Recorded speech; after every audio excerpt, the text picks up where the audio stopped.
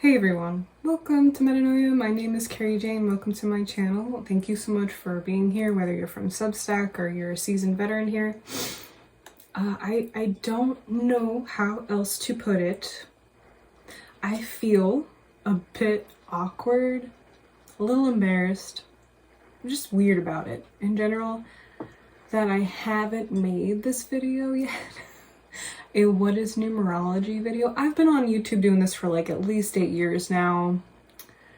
I guess I thought usually people who find their way to my channel search something very specific, like they wanted to know more about a number that was following them around everywhere. They wanted to know more about their life path number. They already kind of knew what numerology was to an extent, which is what prompted them to search about numerology in the first place.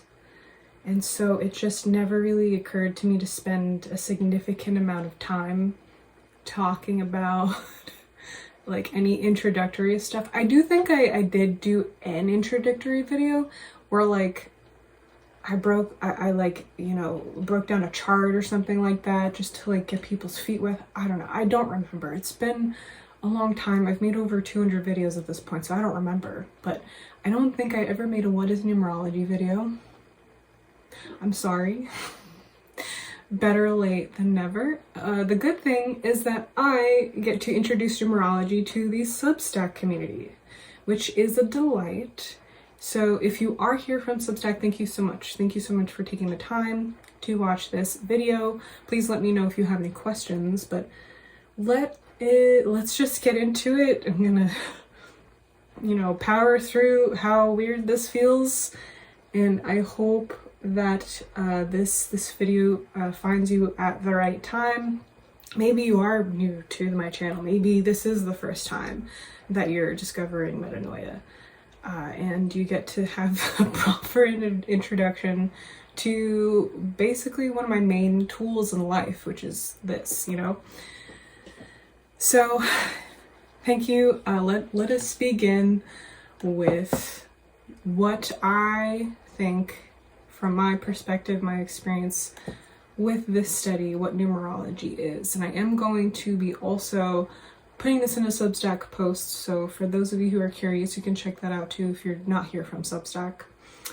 And I have it out here. I've already written most of it to keep me on topic, because as any of you who've been here a long time know, I tend to go on tangents. It's just like every month as you know, if you're here for a long time, I spend a minute talking about a monthly perspective, this forecast. I put out my monthlies. Every month I put out one video talking about where we are, its implications, whatever I feel I should mention, both from a numerology perspective and what I'm going through in my life. And so I just feel like I'm putting so much effort into it already. It's already on my mind. I would like to start bringing that to Substack as well. And there will be an email that I send out explaining to everyone how to subscribe to certain sections of my publication, because I understand that numerology and my book, fiction, and my blog and the stuff that I write about writing, none of those really intersect completely. You might happen to be interested in all those things, but most likely not. So also, I will be sending out an email explaining how to curate or really actually just design the experience that you want to get. So yes. Okay. To start off, let's talk about what numerology is not. And this is probably going to ruffle a lot of feathers. I don't expect to get a lot of good feedback from this. Number one is that numerology is not a way to get stuff. Yeah. Like everything in this world, most topics have been watered down, have been commodified, especially everything in the spiritual realm and the worlds. the new age everything. And my experience with that comes from having worked at stores that sell crystals, or even like bookstores that stores that sell retail, anything that is trying to sell you these ideas, these concepts. And I always had my own take on it and was anchored in that.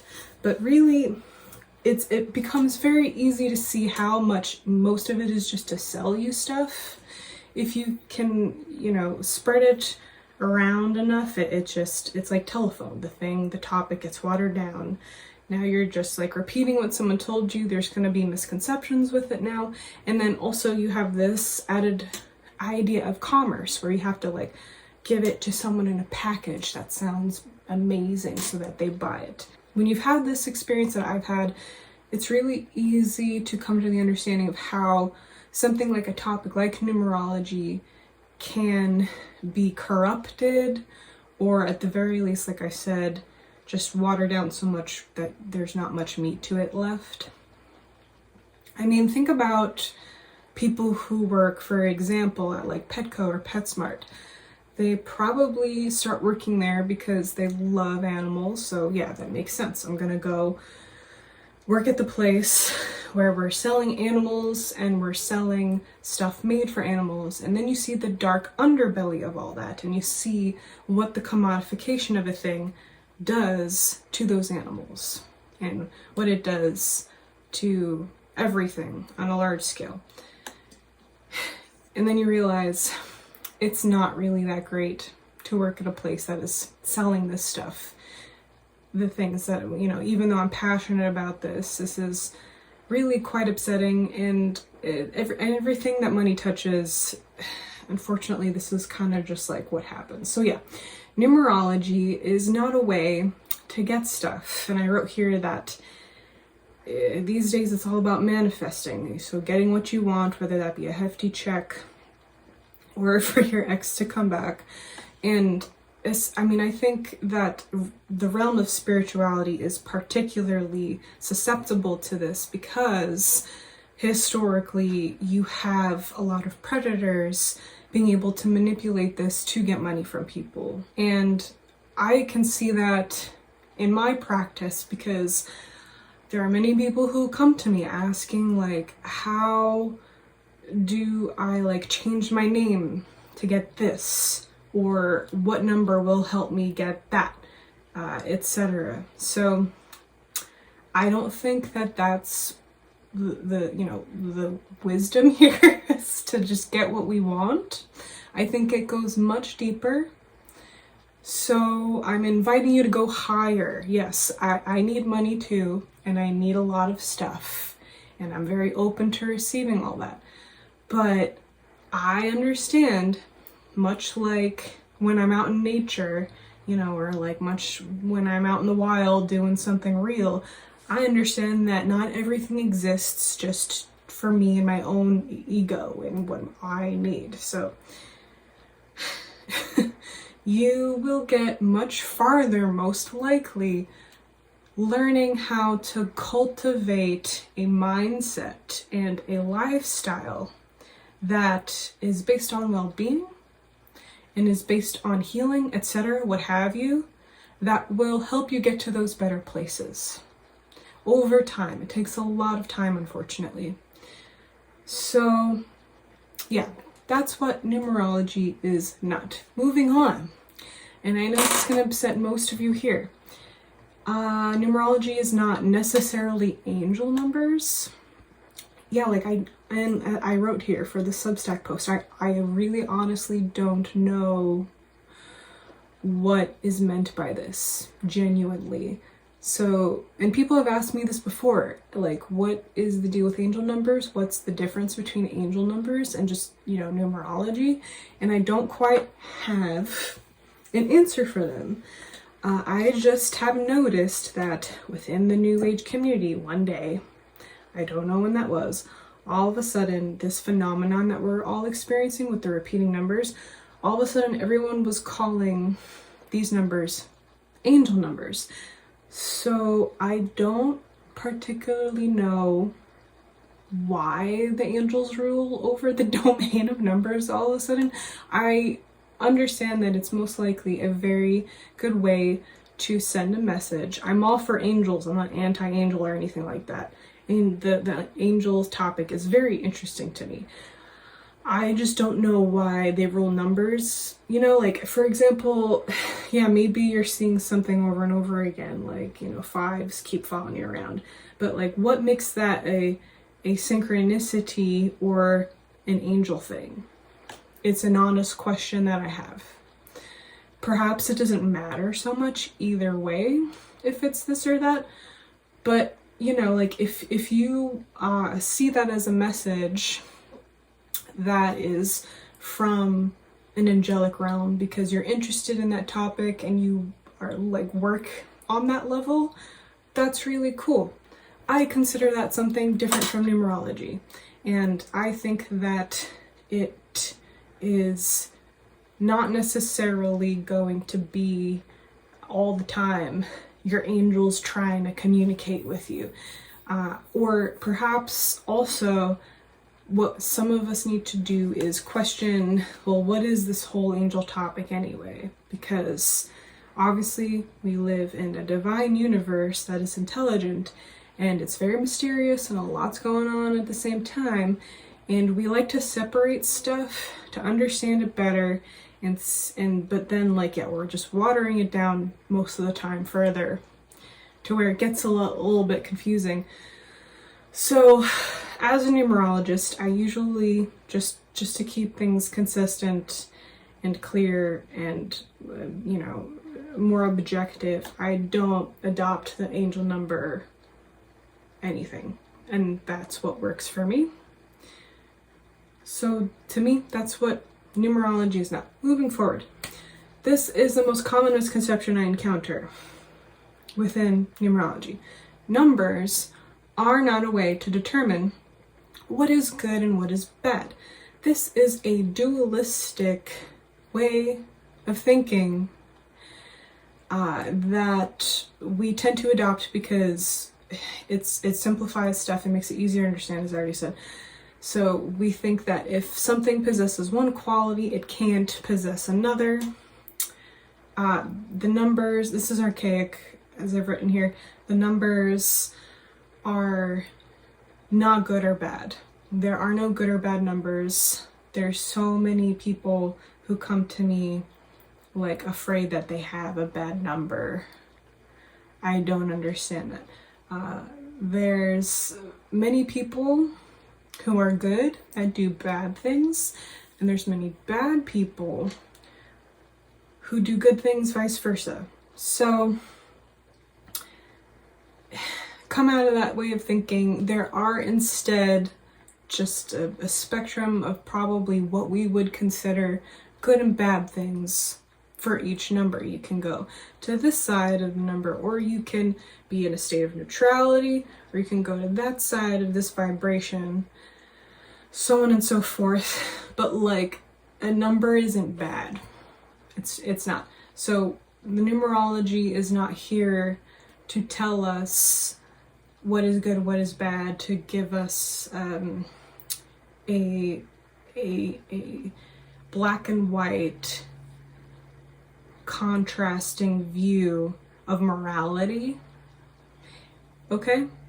So what is numerology? We're here now. Thank goodness. It took me 8 years and probably like 15 minutes, but here we are. What is numerology?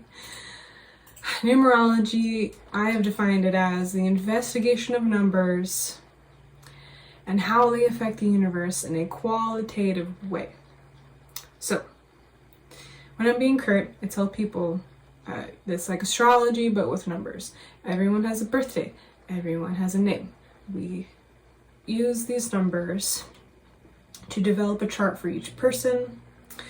We are under the belief, the whatever you want to call it, that somehow in a strange way these numbers have an impact on our lives, and it's often tangible, and if not tangible, it is like an undercurrent that you can feel.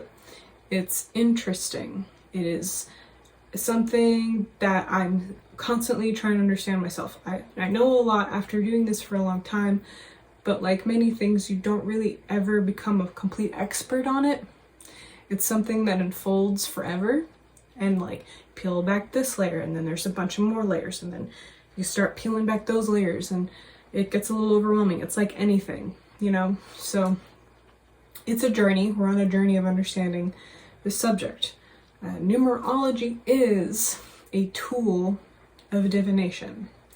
Much like you have a toolbox and you pick up a wrench. You can do a lot with that, but you're also limited with that. It will get you very far, farther than you have anticipated. It is not, however, this overarching doctrine, like religion, which states that only one lens of perception is the correct one. In spirituality, there are many ways to get to the same place, and there are many instruments that offer something distinctly beneficial to get to where you need to go or where you want to go. It is not a belief system. It is like with any tool of divination. This is why we call it a tool. It is something like if you had a lot of different pairs of glasses, and with each one that you put on, you were seeing a little bit differently. And then that helped you in some way. That is what numerology is. So I think that it's good to mention Pythagoras. If you're completely new to numerology, you may not know that most of today's numerology is based off of his ideas and his systems. He was a philosopher, a mystic, it's, you know, maybe even like a politician, because they tend to do that back then. And yes, he was the triangle guy. He also really actually gave us a solid mathematics. This is, I always find very interesting, because we as a society today have adopted materialism, the doctrine of materialism. That's kind of our religion now, where it's like, if it's an idea, it's not real, you know, if it has to exist in the quantitative aspect, and then anything else is like a fanciful idea. There's very little philosophy involved with this now. It's more so the thinkers of today following this mental space where if I can't compute it, it doesn't exist. So, which is ironic to me, because that is very dogmatic, which I think science was supposed to bring us out of, and it did. You know, like before science, we had religion, which was a doctrine. It was very dogmatic. It's like, we say it's like this because that's it. And then science, which the very early birth of science and mathematics, you could see this, was this like, I don't even know what the right word for it is. It's like this really interesting space where it's like, actually, we have no idea what's going on. What we can do is start with making rudimentary measurements, and that can be our foundation. But this might get real weird, and we've kind of stopped thinking it can get weird. I think science now is a religion, so to speak, and we're a little bit stuck now, because it is just this dogmatic ideology in which, if you're measuring it and you're applying stuff to it, whatever it is, you know, whatever you're testing, and you get a result, that result is it. And I don't think that's the purpose of science. I don't, you know, obviously I went into science because I loved that you could be extremely objective and have that foundation of, we're just going to completely remove our ego and x plus y equals z, and we're going to take data, and then the data is data, and it tells us something really, really useful, but it doesn't tell us everything, because it can't, because we use very limiting instruments to do this in the first place. So it's telling us extremely important information that is useful, that we're going to take and do something else with, but it is not the end all be all of everything. So when you have that kind of ideology, a lot of scientists get into this place where, first of all, you're result obsessed. I've met many people in this community who are just results obsessed. To me, the point of science is the understanding, basically, that you will never have it all figured out. You make one discovery, and then if you're doing it right, that will lead on to many other discoveries, and that goes on forever, and then it's rewritten, and then the truth is rewritten again, and then the truth is rewritten again, and then objective reality is rewritten again. But we've seemed to hit this wall where all that exists is the data points, and there's nothing else happening, even though we are just very limited monkeys. We have to perceive life in a certain way, in a very rudimentary way, to not die. That's the point of the monkey brain, is to keep us surviving and to make sure that we can interact with this reality in a way that keeps us alive, and it really doesn't need to do anything else, but it can do other stuff, and we're kind of shutting that off now, I think. And it's will we ever know what other realities exist? Can we, when we are only willing to accept one? If science has done anything, it has shown us that we don't know anything at all, but there will be scientists that get in front of you and say how we have it all figured out now, and nothing can exist beyond, what is put into the doctrine of materialism. And so I think that is important to mention on the subject, because we have forgotten, I think, the root of science.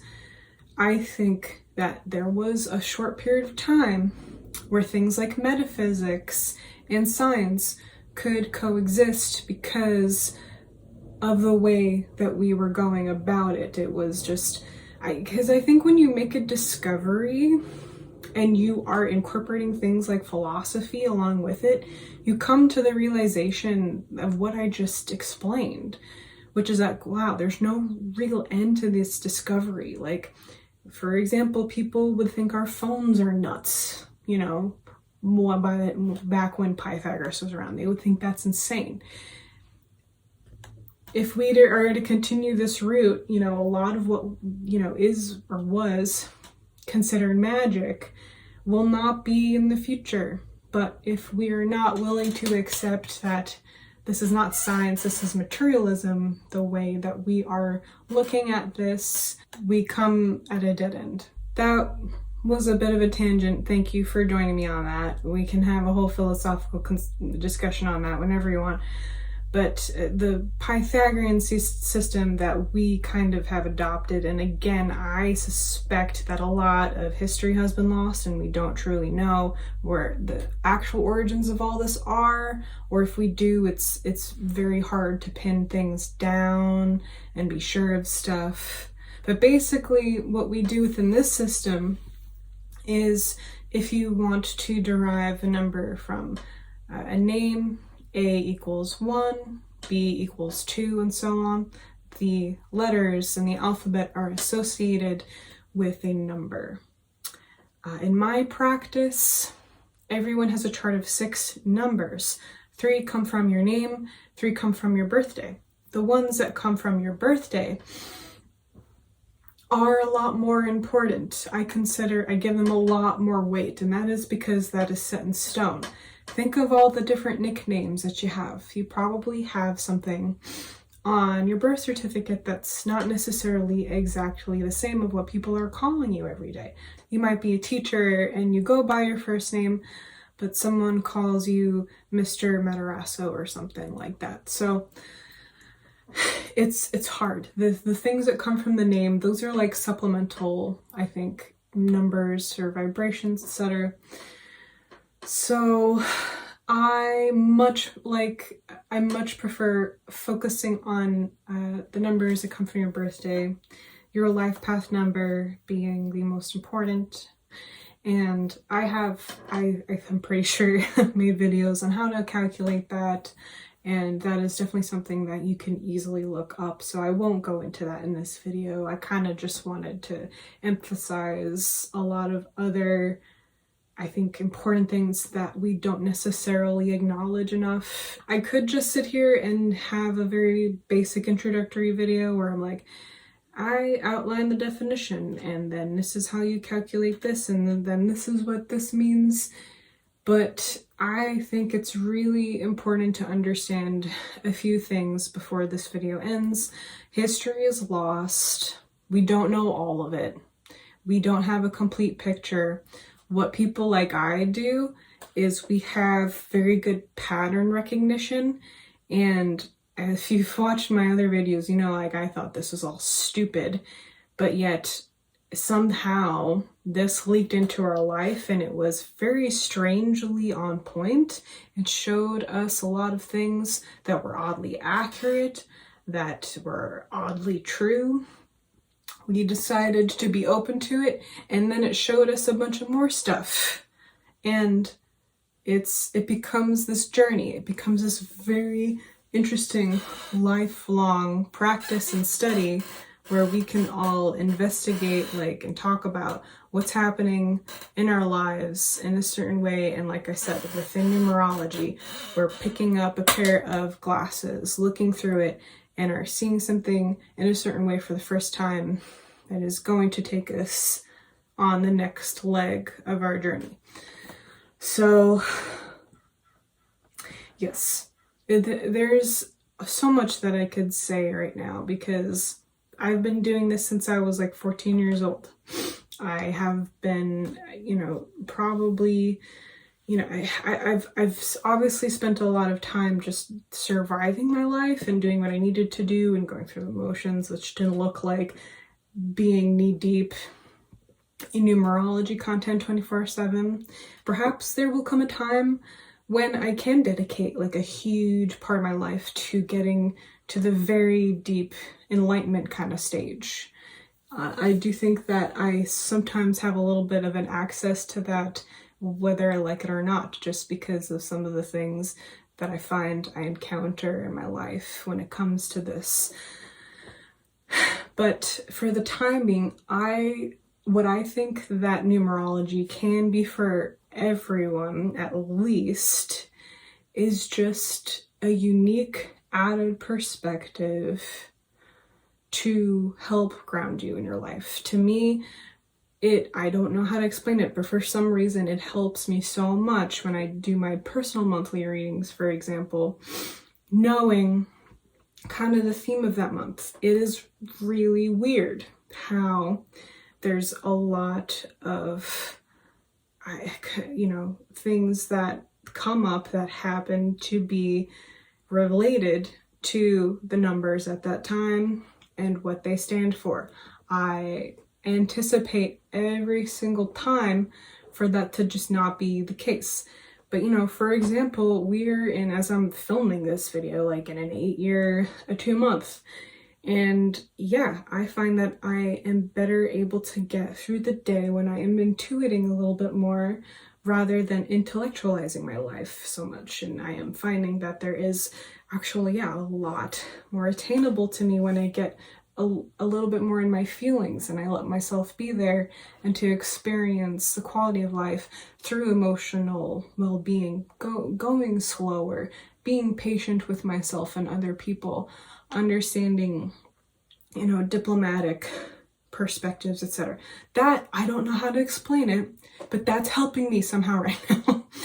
So another side that you could take is like, well, who cares if it is, accurate or not in terms of, is this the real truth to everything or reality? Who cares? If it's helping you, why would you put it down? So at the very least, you could take that perspective from things like numerology. That's kind of like the placebo effect thing, that the argument that people have for that, is that, so who cares if you don't believe in the placebo effect? The results are the results. And really, we should investigate the placebo effect, because obviously our minds are doing a whole lot more than we think. But a materialist would disagree. That cannot be.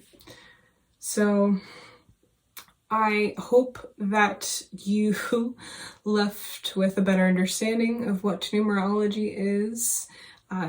This might have been a very boring video to you if you have been with my channel for a long time. For that, I am sorry, but I just wanted to make a formal introduction to ground my Substack, readers in what I'm going to be sharing with them over there.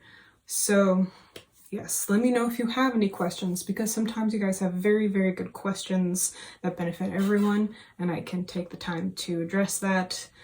And I hope that you're having a lovely day wherever you are, a lovely week. I will see you all soon. Take care.